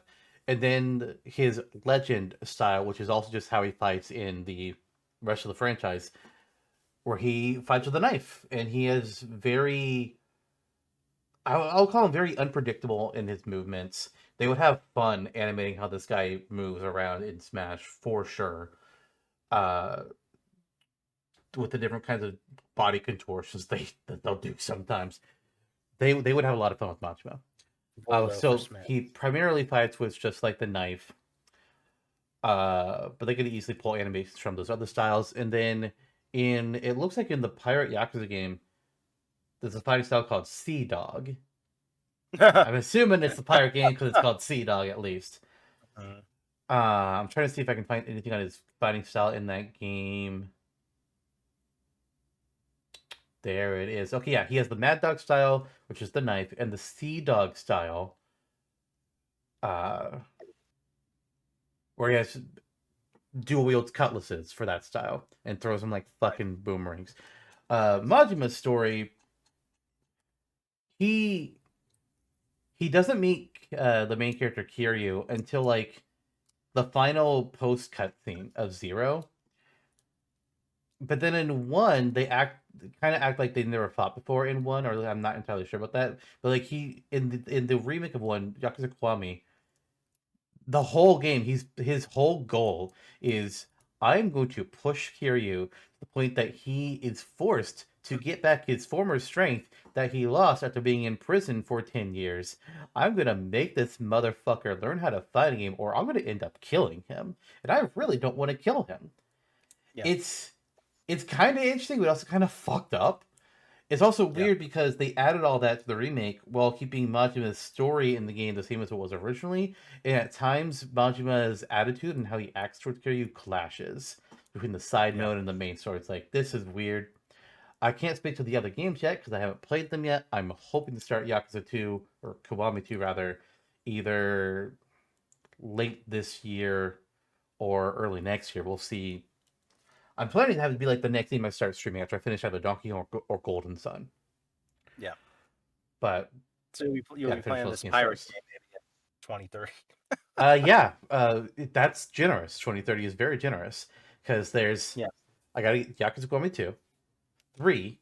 We're actually in 3 Kiwami, 4, 5, 6. And then it's the question of do I need to play the 2 games with the new protagonist Ichiban before I can play Pirate? So I either have to get through uh, 5 or 7 more games before I can play Pirate. And I'm Both averaging lucky. 1 game a year. So help. So maybe 2032. Yeah. Yeah, Nice. honestly. But these are That's our the year 2. that I canonically fight Hagul. Oh, good luck. Thanks. But these are our 2 characters here. We have samurai and very not samurai. We have honor and very honor of a different sort. I'll say honor of a Yeah. different sort. Yeah. Honor of a different mind. My God, this Yeah. fucking man. It's interesting because because of that dichotomy, like Yasuke is not necessarily, his background is very interesting. It's very intriguing that historically speaking, a man from Africa who was brought into Japanese like imperial court was able to make his way up that high into the ranking. The actual history is very interesting. Yasuke as a character in Assassin's Creed, he's a samurai. There's, I haven't played this game, so I can't speak to it all that well from what I've heard. It's very much another Jinsekai, very stoic character. But without the underlying factor of being the ghost, having stance change options. You are straight laced, straight ahead. You are a samurai. So Yasuke is parallel to being a samurai and parallel to that archetype. It's like, do you want a samurai in the game? Here's a samurai option. Yeah. Majima is admittedly much more interesting as a character because there are very few that he wouldn't be more interesting as a character than. So, and it also begs the question: he has Mad Dog style, Sea Dog style. He could be a stance change character. My God.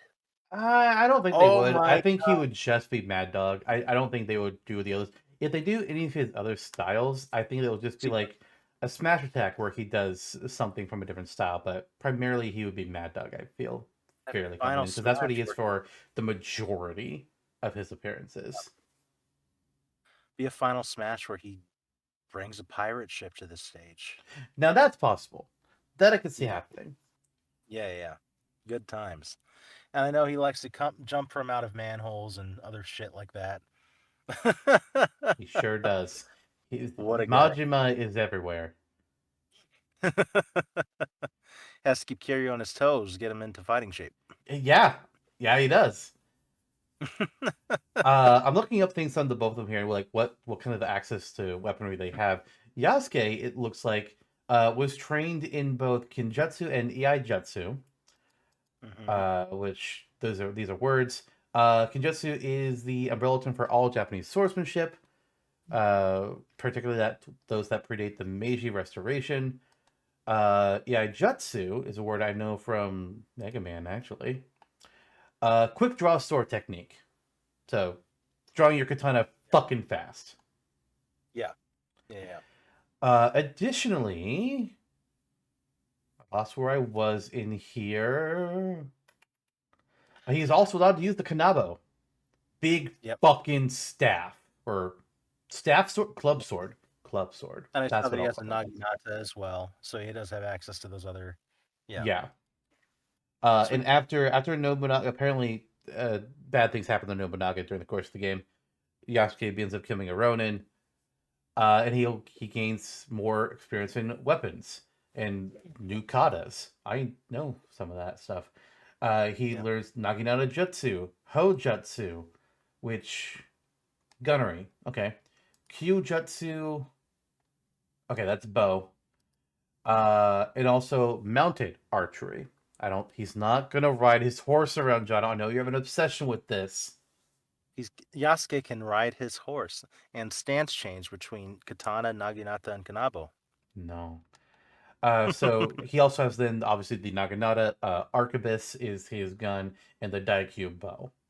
Arquebus being a long-barreled gun. So he's got that. And that's all that it says under his skills and equipment section that would really be relevant. Unfortunately, the wiki doesn't give me any more details than that. Yeah. Majima, I mentioned he has the knife. He has some of these different styles. Majima and Kiryu both have a thing where they are also very adept at a variety of weapons. Any weapon in the game, they can both equip. They all use. There's different attack options based on what that weapon class is: bat, stick, nunchucks, knives, guns, cannons. They have a variety of things. But Majima is primarily known for the knife, but he does have his own hand-to-hand combat style. But he'll do a variety of things. They're also very good at just like picking up random objects off the ground and just beating you to shit with them, even if it's just a fucking traffic cone. Or beating your brains open with a bowling ball. But don't worry, Kiryu never kills anyone. He'll just beat your head in with a bowling ball. But you're alive. It's like Luke Cage. It's like Spider-Man. Spider-Man doesn't kill people. Oh, really? So when I kick these people off the buildings in Spider-Man, they're alive? Well, technically, because the web shoots out from the building, and it makes them 6 bones. Like, oh, so the web shoots out from the building, so it's not Spider-Man doing it. There's just a game. They're just waving their hand around. Okay, yeah, fuck off. Spider-Man kills people. He fucking kills people. All those great guys. Yep. Is wild shit. I'm looking specifically. I mean, he's got a. It's hard to describe without like seeing it, because the wiki is just like, oh yeah, he has combos and basic attacks. Like that's not helpful. Right. Wait. Interesting. But then like with the Sea Dog stuff, that's actually the new one. I mentioned that he's got the cutlasses. He's also apparently got a gun that he'll use as in his pirate form to fight. He can fire out wire hooks. No. He's got fucking grapple gun, and he will do get over here. Ouchie. Okay, interesting. Apparently, the stance for it is similar to his slugger stance from Zero, but he's also got a little mix of the thug style in it as well. Maybe he's got a little bit of breaker in there. Cause breaker's so good. Man. Breaker's fucking good. That style is OP. Seriously. Yeah. That's the two of them. They're fighting styles. We basically have traditional samurai plus a rifle, traditional Mhm. samurai plus rifle, and then we've got the Mad Dog of Shimano with his knife and acrobatic bullshit. That's how I describe Majima's fighting style. We also have main character versus secondary character slash antagonist. Mm-hmm. So there's where it is as well. We have latest character in a long line of protagonists versus character that has been around in every game, including the games that, including the Ichiban games, which I don't think Kiryu is in. I know he's in one. I don't know if he's in both or not. Yeah. I'm not entirely sure, but Majima is everywhere. He's a fan favorite for sure. I think that, it's safe to say that so long as Yakuza exists, so will he. Yeah, Like, continue. yeah, easily. Like Waluigi should be treated. Honestly, like people talk about like uh I don't know like who should be added to Smash, honestly, between him and Kiryu. Honestly, probably Kiryu. But if it's for a game like Tekken, honestly, I would put in Majima over Kiryu for a game like Tekken. I mean, that'd be more interesting. Yeah. Yeah, you can do a whole lot of shit with his different fighting styles for sure. Yeah. In Smash, it's a little less complicated than Tekken. They would be playing it closer to the vest, I'd assume. Like you said, it would probably be one fighting style. But even then, you're dealing with the randomness of the character. Like his sheer mischief and chaos, I think, is what's the most attractive about him. And he's a character who doesn't shy away from it. So it would be very interesting to see him translated into any fighting game, including Smash, for that reason. Like he's so out there. Yeah. He's so out there, and the way that he moves, his eccentricism is just like inherently very intriguing. Um, Yasuke again. It's kind of, if you want a character that reflects the fighting styles of that era, and then there you go. There's your samurai. And honestly, like he as a samurai, he has a little more to him than Jin or other, like purely from that gameplay perspective, where it's like, okay, he has the pole arm and the giant club and the katana and the bow and the right. So there's a lot there. Um, how you would translate that into Smash without making it a stance change situation? I guess just different Smash attacks have different weapons, Yeah. and then have like the bow and the sword be the primary. Okay. Up Smash is Dolphin Slash. It just is. Or I said Up Smash, I meant Up Special is Dolphin Slash. Yeah. Up special is like Kanabo leap and just like awkwardly like a sideways helicopter. No, actually, that's not bad. That or Konabo could be the side special. I don't know his actual combat style and if he has anything that's like dedicated to certain types of techniques, but I could also see a Kanabo counter. Yeah. Yeah, that would hurt. Or even Yai Jutsu is also something that could be just used as like kind of like, oh, you're coming up to me, you're dead. You should have come up to me. Very true. That's how I know about it from Mega Man. Right. One of the battle chips is like the Japanese name of it is Yai Jutsu. That's how I know the word. There you go. It is a counter technique, and I'm shit at it. And another thing that connects these characters too is that they're both related to Desmond Miles. Yeah, actually. Majima was like his was an uncle somewhere down the line. It's Yeah. really weird. Yeah. Same for Yasuke. He's like great great uncle. Yeah. Yeah. Well, I think I have what I need to vote. I could go How either about you? way. I do know what my lean is though. Yep. Me too. Oh, you know what my lean is? Oh, it's Majima. Oh, is that your vote? I thought it was your vote. Oh, you thought that was my vote? You thought that was I was my vote? predicting I what mean, your I vote thought would my be. vote was going to be Pauline last time, so I mean, I don't know if I'll try to predict me today. I don't know if this is surprising or not, but I, I would have to go with Majima here. My vote is Majima. If I knew more about Assassin's Creed Shadows, I might change that opinion. But I really like Majima as a character. He's really fun. In just the 2 games I've seen him in, he's been a really fun character. Uh, Fighting him is a pain in the fucking ass sometimes. Fuck you. But he's just a fun character, and as I really want to make a Smash moveset for him and for Kiryu at some point, but I need to play more games first. Yeah. Yeah. But yeah, to make it official and lock it in, I'm going for Goro Majima. Sweet. Honestly, There if you it go. was an Assassin's Creed, if it was a more traditional Assassin's Creed character with the assassin fighting style, Ezio might be a harder decision. Mhm. Because I know how he would be. Yasuke is going to be samurai. It's like, okay, we have other samurai options. Mhm. But yeah, so that means that our winners today are Goro Majima and Bandana Dee. Nice. That's an interesting start to the Tournament of Champions. God, Indeed. these What characters are promise? not at all similar. What promises lay for us down the treasured road of Tournament of Champions 7?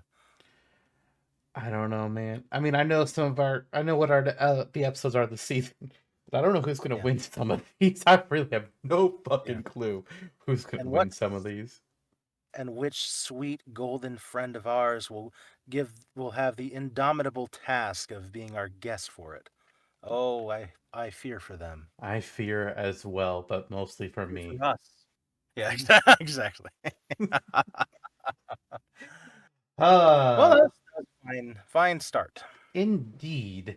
Our first 3 episodes of the season are now complete. Cycle 55 has all been recorded. Oh, buddy. Next time on Super Bros, it's an on topic, and that's the order of things.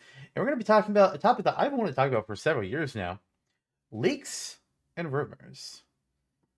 Very There are some big name leaks and rumors that have occurred over the years, and there's been some big name fakes that we get salty over. But Yep. we're going to be talking about all that, as well as like what we generally think about leaks and rumors. Like, are they good? Are they bad? In the future, maybe what Yeah. kind of rumor we would make if we somehow had that power. I don't know. Yeah, the rumors on the playground back in the day. The rumors on the playground, the rumors in the magazines, the rumors online. Oh. Yep. It's next episode, though. We'll see you all then. Bye, everyone.